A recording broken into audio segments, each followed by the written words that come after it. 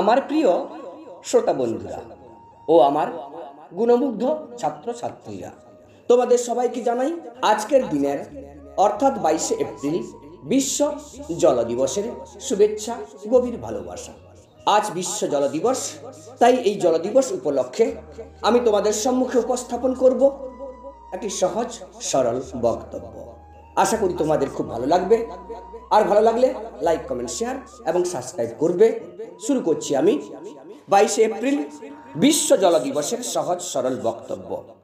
মানুষের জীবনে এমন কিছু দিন আসে যে দিনগুলি মানুষের জীবনে বয়ে আনে এক নবপ্লাবনের ঢেউ, যে দিনগুলি মানুষকে আত্মসমালোচনায় দগ্ধিত করে, নতুন অঙ্গীকারবদ্ধ করে তোলে, নতুন করে চলার প্রেরণা পায়। তেমনই একটি দিন হলো 22শে এপ্রিল, অর্থাৎ আজকের দিন। এই দিনটি হলো বিশ্ব জল দিবস। যে জল আমাদের প্রাণের উৎসধারা, সেই জল সংরক্ষণই হলো আজকের এই দিবসের মূল তাৎপর্যপূর্ণ বিষয়। তাই তো এই তাৎপর্যবাহী দিনটি প্রতিটি বিশ্বে শ্রদ্ধার সঙ্গে পালিত হয় নানা বিদ্যাঙ্গনেও। আমাদের বিদ্যাঙ্গনেও এই দিবসটি নানা আঙ্গিকে পালিত হচ্ছে। আমি এই দিবসে সামিল হতে পেরে এবং কিছু বলতে পেরে গর্ব অনুভব করছি। এই দিবসের তাৎপর্য নিয়ে কিছু বলার আগে উপস্থিত সমস্ত শিক্ষক শিক্ষিকা তৎসহ সমস্ত ছাত্রছাত্রীদের জানাই আজকের দিনের শুভেচ্ছা ও গভীর অভিনন্দন জানাই এলাকাবাসীদের। জীবনের আরেক নাম জল। হ্যাঁ, সত্যি, জল ছাড়া জীবন নেই। কোটি কোটি বছর পূর্বে পৃথিবীতে যখন জীবনের অস্তিত্ব ছিল না, যখন পৃথিবীতে শুধু জল আর জলই ছিল, তখন এই জলের মধ্যে চলতে লাগলো হাজারো বিক্রিয়া, আর সেই বিক্রিয়ার ফলস্বরূপ তৈরি হলো নানান জৈব পদার্থ, যার থেকেই আদিম কোষ তৈরি হতে শুরু হলো।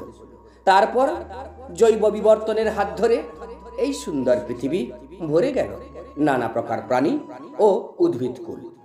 ধীরে ধীরে এলো মানুষ নামে এক বিশেষ প্রাণী। তাই জল ছাড়া এই জীবন কখনো সম্ভব না। আজকাল আমরা জানতে পেরেছি যে এই পৃথিবীর মাটির নিচের জল শেষ হয়ে যাচ্ছে পরিবেশ, আর এর জন্য দায়ী একমাত্র মানুষ।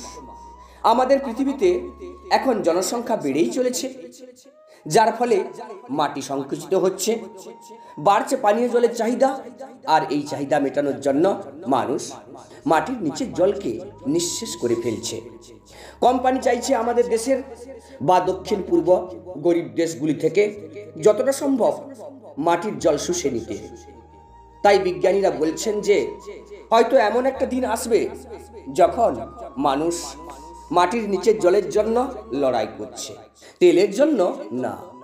যাই হোক, যে ব্যাপারটা নিয়ে বলতে চাইছি যে আমরা যদি এখনো না সচেতন হই, তাহলে আগামী 2050-এর ভেতরে তৃতীয় বিশ্বযুদ্ধ জলের জন্য হবেই, এবং প্রচুর মানুষের প্রাণ এই পৃথিবী থেকে হারিয়ে যাবে। একটা চরম বিপর্যয় ঘনিয়ে আসবেই। এর থেকে কোনো রক্ষা নেই। রক্ষার চাবি আছে কিন্তু মানুষের হাতে। তাই আসুন আমরা কিছু করি যাতে জলের অপচয় রোধ করা যায়। প্রথমত, আমাদের এখন সবচেয়ে বড় যে কাজ, সেটা হলো মাটির নিচের জলের উৎসকে বৃদ্ধি করা। সেটা কি করে করব? এটা সত্যি জলের মতো সোজা। মাটির নিচের জলের উৎসকে বৃদ্ধি করতে হলে বৃষ্টির জলকে ধরতে হবে, যাকে রেইন ওয়াটার হারভেস্টিং বলে। এই পদ্ধতি খুবই সোজা। আমরা যদি আমাদের ঘরের ছাদের জলকে মাটির নিচে প্রবেশ করানোর উদ্যোগ নিতে পারি পাইপ দিয়ে, তাহলেই হয়ে গেল। এই জল ইচ্ছে করলে আমরা আমাদের শৌচালয়েও ব্যবহার করতে পারি। তারপর আরেকটা গুরুত্বপূর্ণ কাজ করা যেতে পারে, সেটা হলো আমাদের জলের উৎস যেমন ঝর্ণা, বড় বড় জলাশয়, দিঘি বা পুকুরগুলোকে সংরক্ষিত করতে পারি। এখনকার দিনে নানা জমি মাফিয়ারা অবৈধভাবে পুকুর বা জলাশয়কে দখল করে তা ভরাট করে বড় বড় ফ্ল্যাট তৈরি করছে। এগুলো আমাদের রুখতে হবে, তা না হলে মাটির নিচের জল সংরক্ষিত হবে না।